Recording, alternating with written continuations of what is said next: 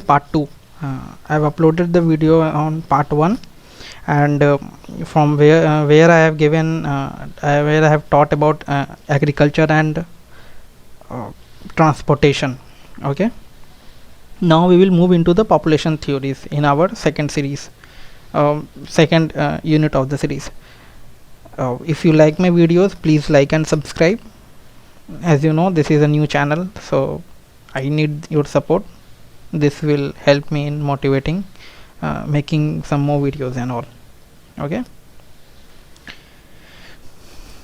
so rural and urban settlement. So first we will talk about the settlements. So we have two types of settlement, rural and urban settlement. So the difference between rural and urban is different between countries, like countries complexity. It tells about the how the countries are complex. So if you move to the urban center, so the job that they used to do is basically secondary and tertiary activity, and your urban center is your rural center is basically your primary activities such as agriculture. Mainly agriculture is focused there. Okay, so the population is the criteria, and the numbers may vary based on the density of the people in different countries based on the climatic conditions. So it means whatever we talk right now, it will be with the view of your India. So if you move to another country and if you talk about the rural and urban settlement of another country such as America and all, you will it will not match the definition. The definition of rural and urban settlement of India will not match the rural and urban settlement of America or Japan or China. So whatever we will talk, it will be with the view of India. So with the density of people, it will be different from countries to countries. It will vary. And a few argument is that the division should be made on the basis of occupation. In rural areas, agriculture or allied activities are the major occupation. So in there are two arguments. So first argument is like the division of rural and urban settlement should be based upon the population density. Okay, so if you choose the population density, it will vary country to country. And the second argument is that choose the type of occupation the people used to do of that region. Majority of the people used to do, and on that basis give a division of rural and urban settlement. So like if you are giving agriculture as a primary support, and if you making it as a rural settlement, so for every country it will be same. So wherever agriculture is produced, majority of the people, if the agriculture is they are dependent upon the agriculture, so that area will be known as rural areas. And the tertiary and secondary kind of activity where industry is there, mechanical activities are going there, so it will be called as urban settlement. Okay, so if it can be in one standard form on the basis of occupation. So in urban areas it is secondary and tertiary activities, and rural activities refer to the cluster of dwellings and called villages together. So cluster of dwellings it will be a group of people, or so dwellings will be like a hut and kind of things will be made, and in that they used to live together. Okay, so these two are criteria for definition of settlement. Now in settlement we will see another kind, hamlet. So hamlet is like let us suppose potterman. So pottery is going to some villages, so whole area will be of your pottery area, like those the people who used to make pots and all, who soil product, like your vessels and all. One area will be your washerman. So if you go to the village, there will be called as a dhobi ghat. So that in that dhobi ghat, if you go, all the settlement will be like one settlement will be there. All the dhobis, all the washermen, all the washerwomen will be living there. So this kind of settlement will be termed as your hamlet. So it is like hamlet is a small settlement, or smaller than a village. It is not a village, it is smaller than a village. And usually all settlers in a hamlet are centered around a single economic activity. Like washerman, then washerman will be there. If someone is like pottery like who's to good pots and all, they will be living together. If someone is like household workers are there, so they are living in the one community. So these things are known as hamlet, and hamlet may consist of farm, a mill, a mine, or a harbor. So all the people living there would be workers on that farm, mill, mine, or harbor. So if the port is there, so all the people working in the harbor will be living together in that small place. From there they used to go in the morning and work, and in the evening they will come at the same settlement. So that is known as a hamlet, and hamlet is not a village, it is small settlement. Now I will next discussion I will make some differentiation, like what is hamlet and what is village, and how they are interrelated with each other. Okay, so thus keep in mind what is hamlet. Now factors affecting the settlement. So physical factors, what are the factors that affect the settlement, on what basis these hamlet or people used to settle on the site. So first is known as physical factor. So if suppose rivers are there, plains is there, plateaus there. So if there is a river, you will find washerman there, dhobi ghat will be there. If you want plains area, then there will be agriculture kind of things, or pottery will be there. If there is a plateau, then as per that region you will find the people, you will find the settlement there. So the first factor is physical factors like river, plains, plateaus. Second is your cultural factor, so like caste, creed, and etc.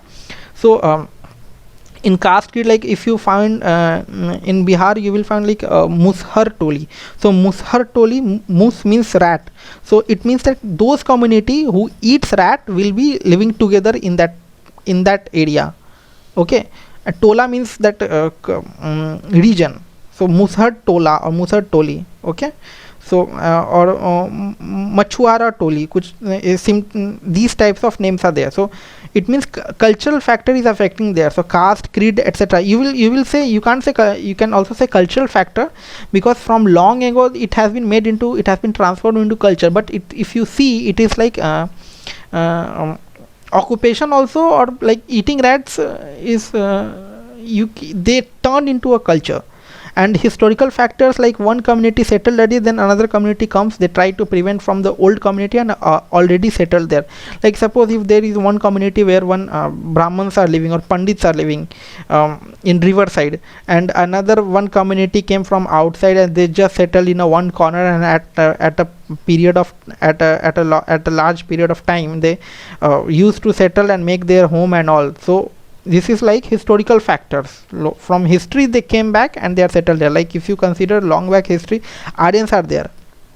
Aryans settled from outside to India. Okay, and types and patterns of settlement. So your types and like compact settlement and nucleated settlement. So what is compact or nucleated settlement? So these two terms are same. So what is nucleated? So just take imagine of nucleus.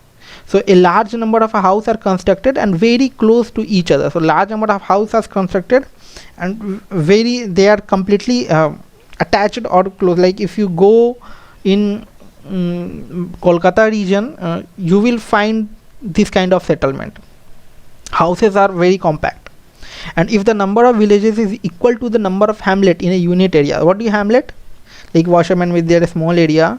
So if let us suppose there are 4 hamlet. One is of washerman, one is of iron workings, lohar. I'm forgetting what is in English term. Then let us suppose another 4 activity, A, B, C and D. 4 are hamlets, A, B, C, D, and there are 4 villages there. So A, B, C, D, there are again 4 number of villages are also present there, 4. So it will be termed as your nucleated settlement or compact settlements. Okay. So in India, Malwa Plateau, Narmada Valley, large parts of Rajasthan, paddy lands in Bihar, UP, Vindhyan Plateau and several other cultivated parts of India, you will find this type of settlement, that is nucleated settlement or compact settlement. And when the land is less and people is more, when the resource is less and people are more, then we can observe the compact settlement. This is the another term.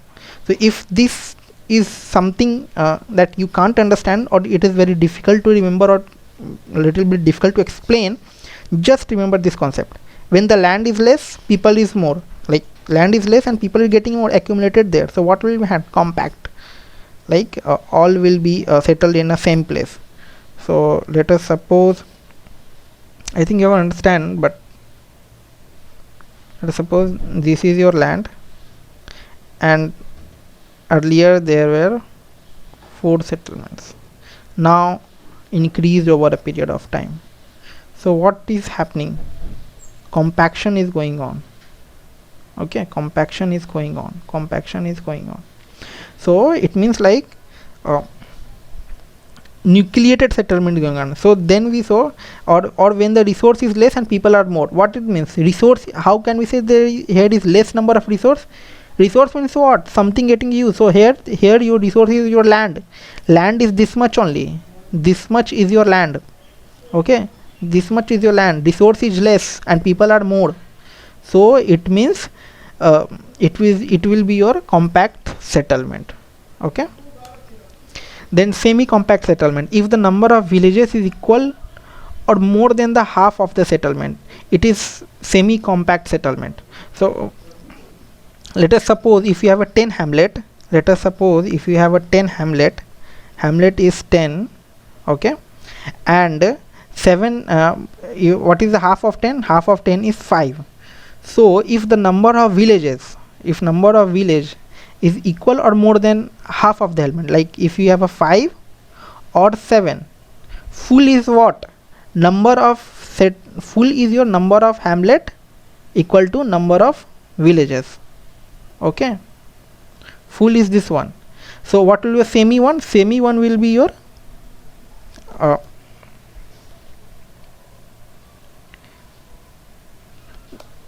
sorry, what I've said is wrong. That if you type a settlements, like if you have no, it is correct. So if like if your number of hamlet is 10 and number of villages is 10, so it will be a full settlement, like compact settlement. What will half? If the number of hamlet is 10 and if the number of equals or more than half of the equals, like if you have 10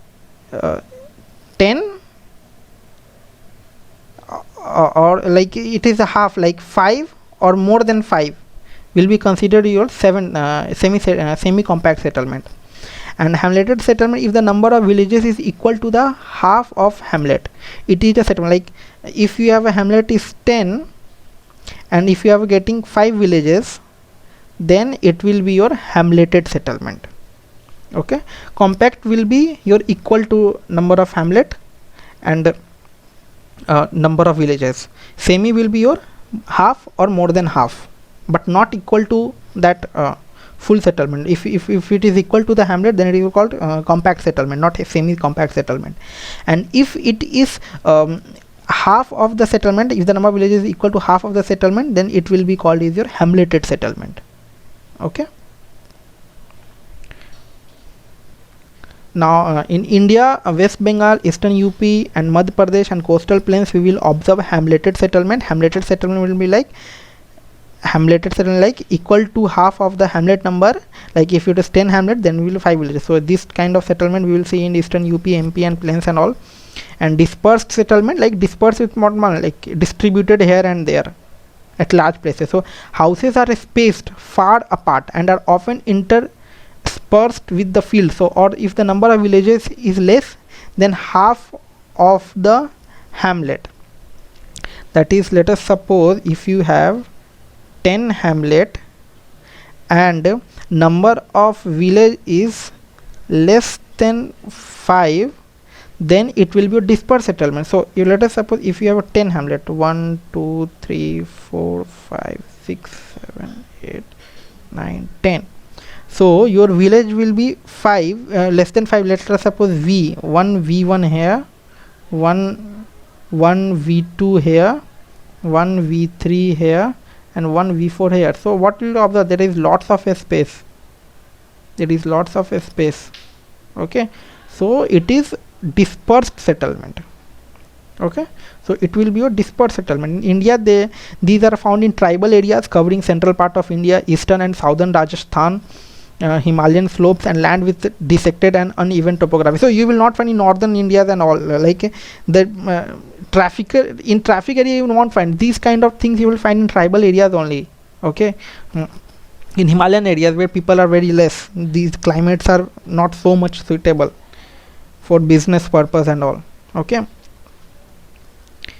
Now what is rural settlement pattern? So what are the patterns you will see? So on the basis of shapes, so like if a square pattern you are getting or rectangular pattern, so you will call it square or rectangular pattern usually find in uniform topography, such as plains areas and intermountain valleys. The roads are rectangular and cut each other at right angle. So just think your Harappan civilization, you can take it as a rectangular pattern. So all the street, all your roads, all your houses used to cut at right angles. Linear pattern, most common pattern along roads, railways, rivers and canals. So in middle and lower Ganga plain along the coast, especially in Malabar and Konkan, they are common. So it means like by the roadways you are making the house, or the settlements are getting like as the highway is made, you will find settlement on the side of the highways or the roads. So it means that is linear pattern, that they are following the linear way, they are following one path. So it's called linear pattern. Then you will find T-shaped and Y-shaped, where T-shaped or Y-shaped. So T-shaped will be like if suppose you have two roads, they merged here and they is going there. Okay, T-shaped will be like this one, if there is one road and it is going merged here.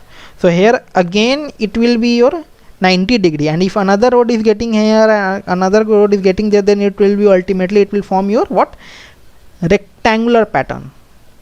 Okay, so if you T-shaped, maybe you change it into rectangular pattern.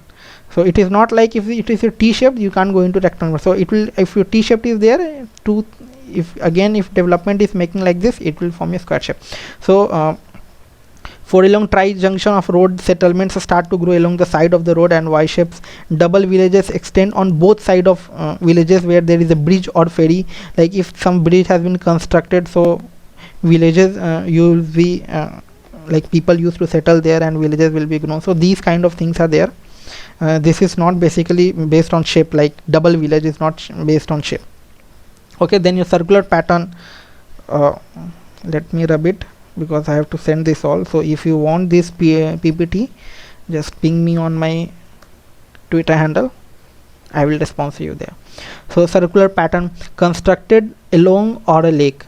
So like if there is a lake, if you will find in village area, like if there is a lake, like suppose this is a lake, you like in Bihar, if you find Bihar and UP, Chhath used to be celebrated. So if you find there is a lake or a pond, so all your washermen, all your some small group hamlets will settle here there, like by the side of this pond or river. Like this is pond, this is lake, the pond or lake. So this will be your circular pattern. And a star shaped will like all the road converge at a one place. Okay, then it will form a star shaped. Radial, when a number of street converging at a point, that is your what, radial shape. This is a radial shape, this one will call it radial shape. And a star shaped will be like if someone is crossing each other, like I said wrong way, this one is your star shaped. Okay, little bit confused. This one is your star shape, this one is your radial shape. Radial shape will be like this, from going outside will be also will be termed as your radial shape. Just go through this line, whatever is written you will understand it. Okay, so herringbone, rectangular pattern which is characterized by a main lane with all the subsidiary lane meeting this lane at right angles. An arrow head pattern developed at the confluence of two rivers roads and resembles a triangle. Like if two rivers is going down, if you settle there, so it will termed as it will form a triangular pattern or arrow shaped. A nebular, having high degree of compactness and develops in such a manner that at center it lies a pond or lake and settlement occupies this periphery. Okay, like all the settlements will be compacted at because of that lake and pond and the center, so it will call a center. So it will call nebular kind of things. And suburbanization, it is like a new trend where people move from congested urban areas to cleaner areas outside the city. So if you go in Bangalore was not actually first urban center, so it was like a village kind of thing. So it was earlier, it was suburbanization, now it is turning into urban areas. Okay, there was lots of lakes were there in Bangalore, now all has been vanished. Few lakes, I think one lake has is there only right now. and even it has been polluted lots of, it hasn't polluted completely. So it is a new trend where people come from congested urban areas to the cleaner areas outside the city. So if you one more example is like your Patna in Bihar. So Patna in Bihar, now Patna is completely congested. Now people are moving to the outside city of Patna, like your Hajipur, Sonpur and all. And in the future, if you find Hajipur, which is famous for the banana, these all will be merged into Patna only.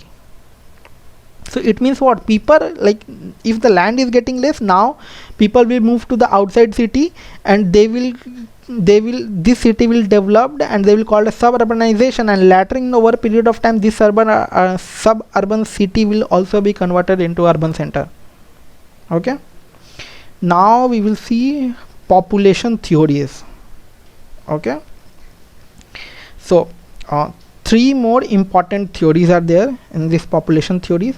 One is your Malthusian theory, Marxian theory and demographic transitions. Okay, so what is your Malthusian theory? See,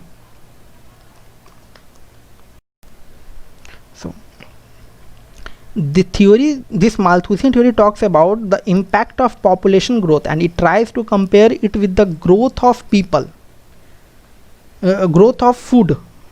This compare with the growth, that it founds the comparison between your growth of food and pollution, population. So like population, the rate of increasing of population is completely different with the rate of agriculture or production of the food. It talks about the relationship between the food and the population. So how this will be matched? So it is saying about this one. This theory said, like, he argues that population growth is at geometric progression. That is, it grows at what I say, in fractional form, in like in by 1/4 degree it is increasing, or 1/2 degree it is increasing, in the way that the rate is on geometric progression. And arithmetic progression, progression is like the same amount of thing will be added, like it is, if 1 plus 1 is equal to your 2, 2 plus 1 is equal to 3, 3 plus 1 is equal to 4. So our food is being produced at arithmetic progression formula, and our population is increased on geometric progression. So he says that for 32 people, food produced will only be 6, that is 32:6, and he argues that there are less food and more people. That is called Malthusian catastrophe, that if you have food quantity is less than the number of people, then it will be called as Malthusian catastrophe, and it has been happened in India earlier. So he argues that once Malthusian catastrophe occur, it has to be controlled by two methods. First is your natural calamities, and for second is your war. So if war is going on, people will die, so automatically the proportion for food and population will match. If natural calamities is there, so tsunami, earthquake, or some virus like coronavirus is going on, so these things will reduce the population by death. So it will match the proportion of your food and population. So these two factors will help in controlling the Malthusian catastrophe. Okay, and it has to be controlled, that has seen. So in 1950 and 67, in this era, India was in Malthusian era of population. During this period, India's population growth was huge, and food security was worst. During this, Green Revolution came up, and it helped India to come up with the Malthusian era of population growth. Okay, now what is Marxian theory? So Karl Marx was like, I have also made videos on Karl Marx. If you go in my sociology playlist, you will find it there, or you will just search by name, write my name complete, Dipankar Devrat. So you will find, after that enter the topic, you will get that Marxian theory. So what is Karl Marx? Who was Karl Marx? What is that? So Karl Marx was basically focused on economy perspective. So he was like, there should not be rich and poor people. Communists should be there. All the people should be equal. So there is a concept of alienation and division of labor and all. I have made videos, go on it, watch it. So Karl Marx didn't want to focus on the population or anything about that. He was completely against the Malthusian theory that population is more, then food is less, then it is called Malthusian catastrophe. No, he was completely against it. So he said, like, in a capital society, if the population is more, that would lead to more unemployment. In the more unemployment, and it would lead to poverty. So it was like, if the population is more, work will be less, and work will be less will be divided, and all the people will not get work. Some people will get work, some people will not get work. So the people who will not get work will not get salary, will not earn money. So what will happen? Those people will move into poverty line, and those people who are getting employed, those who are getting salary, will be rich. That will create division of labor. So poor people should reduce population. He also argued that rich should not transfer money to poor. He argued that poverty due to population growth can be seen only in capitalist society. Okay. And he argued that rich people has main aim to make profit. So whatever the industrialization is going on, the rich people has main motive is only make profit, and for that they will use technology, and poor will always try to accumulate whatever they are getting. So they does not have an aim to get rich. Okay, they does not have an aim to get rich. And Karl Marx used to talk about the revolution. He always talk about the revolution, revolt against anything. So the technology will replace each people, and thus it will lead unemployment increment, and thus poverty will be increased. So he mentioned population growth is not an issue, but poverty is an issue. Communist society where equal distribution of wealth take place will never face such issue. That's why he mentioned always capitalist society, and he said rich focus on profit and poor focus on reserving army of labor. So it is like, if you have a communist society, all people will get equal amount of money, equal amount of thing, no extra production. Whatever you are producing, you have the ability to buy it. That Karl Marx said if you are producing X, like if a person is working in a car manufacturing company, he must have a ability to buy that car. If the person is not able to buy that car in which he is working, it should be against them. He was against them, that if you are producing a rupees 10 product and you are selling at a rupees 200, for what? 190 is money is for what? It is creating inequality in the society. You have to make equality in the society. So for that he said, like, no profit should be there.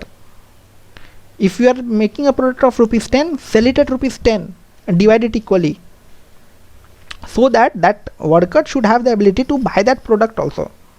This was the concept of Karl Marx. He further said with the aspect of religion, like in Christianity, there is a concept like, if you are poor, then after death you will go into heaven, and if you are rich, you will not go in heaven. So what the poor people will think, that ultimately let us suffer this in this life cycle, we will suffer, ultimately after death I will go to heaven.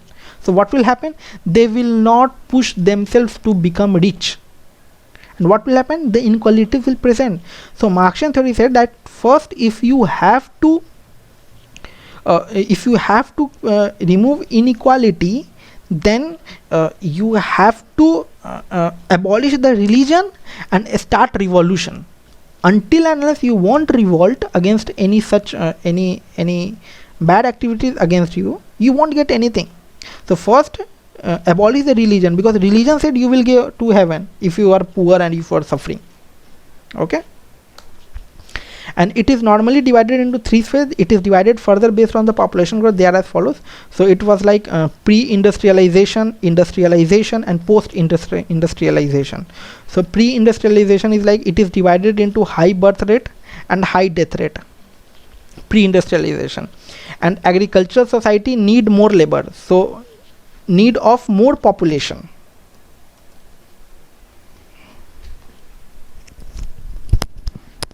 Now we will move for like this demographic transition. So pre-industrialization. It is divided into high birth rate and high death rate, and agricultural society need more labor, so need of more population. In agriculture society, like earlier there was no technology, so there was a need of more population, there was need of more people. So this is the reason why British came to India and started living, like the product of India was so fine, so great, because there was no lack of labors was present. In agriculture society there is a need of people, so there was a need of population, so and low life expectancy and child marriage was more, and no women empowerment and no birth control measure was there. No, first no contraceptive condoms and all were there, so there was no control on birth, and they further want more people in their family, because most of the child sometimes die earlier because of low medical facility, so low life expectancy was there.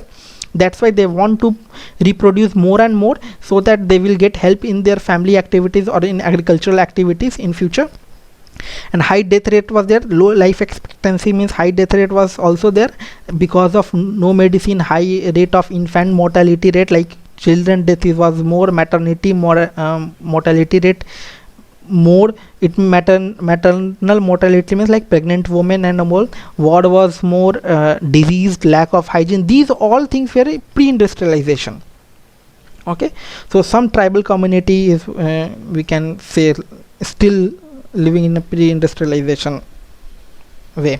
What do you understand industrialization? These comes in your demographic transition. Okay, so industrialization will be like, with application to India, it is divided into two: early and late industrialization. In early there was high birth rate and low death rate.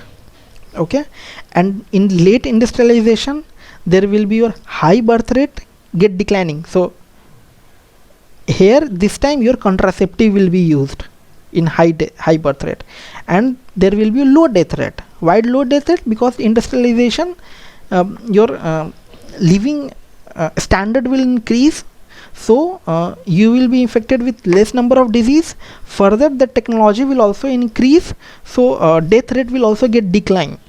Okay, so in your early, high birth rate and low death rate, and in late, high birth rate declining and low death rate, and are further divided into high birth rate. Like late will be these things, this your late, this is your early industrialization, and this late industrialization will further divided into high birth rate and low death rate each, as I've said. And in late we got high birth rate declining and death rate also declining due to good medical facilities. Okay, in the late one, because industrialization is what, like you have technology, your living standard has been improved, now you are getting to know about contraceptive and all, now you are getting good medical facilities, so both will be decline, birth rate will also decline, death rate will also decline. So in the second phase it is getting overcome on the first phase issue. So example will be your early Bangladesh, and late will be your India. Okay, and post industrialization, like after industrialization, now more time like computerization, digitalization will be getting more. So here low birth rate, low death rate as well, here both will be present. Like in industrialization it were two division, early and late. In early there was high birth rate and low death rate, and now here high birth rate declining and low birth rate also declining. In the same way here, post urban, low birth rate and low death rate. So lots of people, lots of measures taken by the government on population growth. So such as your example will be your Germany and Japan, that is post industrialization. Okay, and with respect to India, transition theory, like this was your best overall theory was there, this was your overall theory. Okay, now with respect to India, if we talk, it is divided into three. So these are for, like here it was divided into pre-industrialization, industrialization, post-industrialization. Now with respect to India, transition theory, there is a pre-transition, transition and post-transition. Okay, so that was industrialization was mainly from European kind of things. Okay, for industrialization I have also made videos through sociology, go to, like you will find it on my channel. Okay, so in pre-transition two phase was there, high birth rate and high death rate.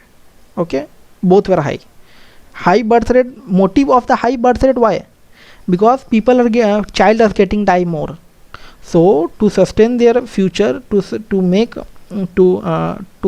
labor, to increase labor in their agricultural activities, they need more people. So for more people, they have to produce the birth, and as the death rate is also high, birth rate will also high, because if you reproduce 5 children, at least 3 children will die, you will get two labor. And let us suppose you have produced only 2 children and both your children have died, so what will happen? Nothing will be with you. That's why pre-transition there was high birth rate and high death rate. That was period of 1901 to 1921 for India, and death was more due to World War. It was like here it is saying like medical facilities was one of the issue, but the main issue for India was World War, as India supported in World War One. World War One was forcible, and World War Two was when India gave their best, so that in return British will help them, but ultimately it does not happen, and then we move for the independence. Okay, so we will talk it in this thing in modern history. So almost it was negative with the comparison to high birth rate. Now transition, it is divided into early, middle and late. In all three stages, high birth rate and low death rate are fixed, okay, in this transition phase. And the difference is as follows: like in early phase, high birth rate was at same rate and increasing as pre-transition era, but low death rate was declining at good pace due to less number of famine and diseases. Low death rate was declining, it means like death rate is declining. Just not think in that way that low death rate, like your death rate ratio is getting decline, it means higher death rate. No, just it means like death rate was declining. Why death rate was declining? Because of less number of famine and diseases. If famine is less, bhukmari, if bhukmari is not there, if you have food, lots of food is there, then you will not die. And if there is less number of disease, you will not get any disease in your body and you will not die. So your high birth rate and low death rate was declining in your early phase. And in the middle phase, high birth rate was increased at high rate and population get declining with good pace. Why?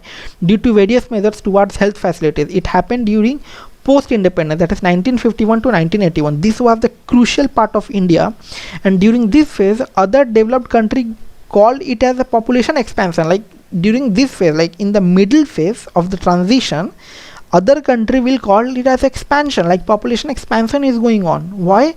Because of your high birth rate is getting increased and population death is also getting decreased. So but in India it was population explosion, so it was at very high rate. It was very sharp rate was observed, and it happened in a very short period of time. That's why it is called population explosion in India during the middle phase of the transition theory. Okay, and China was also going through the same phase. So India and China both faced population explosion in the middle phase of transition theory. Okay, just remember it. India and China get observed population explosion in the transition theory in the middle stage. In the late phase, high birth rate, low death rate get reduced. Like in for high birth rate was reduced with contraceptive measures. Low death rate also low death rate should be like low death rate get increased. So it means like the rate of low death rate of dying of the people get decreased. Okay, so what is the reason behind it? Good medical facilities, contraceptives being used, and it was the period after 1981. So 1951 to 1981 it was a population explosion, and it is still dead, that is 2011. Then because census has happened till 2011, next census we'll see in 2021 I think. So population post transition. So post transition, it is like it is divided into early and late. It is divided into your early and late, and in both the division there will be further division of low birth rate and low death rate each. So in early, birth rate will be more, death rate will be less, and in this case population is still increasing as your death rate, like birth rate is more but death rate is less, so population is increasing. And in late, birth rate will be decreasing, and death rate is also death rate is increasing. So it means in this population is declining. Okay, birth rate will be decreasing, number of people coming in the world is decreasing, and death rate is increasing. It means number of people going outside the world is increasing. It means what? Ultimately you have a less number of people. It means the population is declining. And most of the North Indian state is in middle stage, that is this one, and most of the South Indian state are in the late state, this one, and Kerala is in early post transition, and entire that is late phase, that most of the North Indian phase is middle stage, this one, and most of South Indian phase is the late phase, this one, and Kerala is your early post, this one, early post transition, and entire India is in late transition phase. Okay, so this was the thing. This was a long chapter.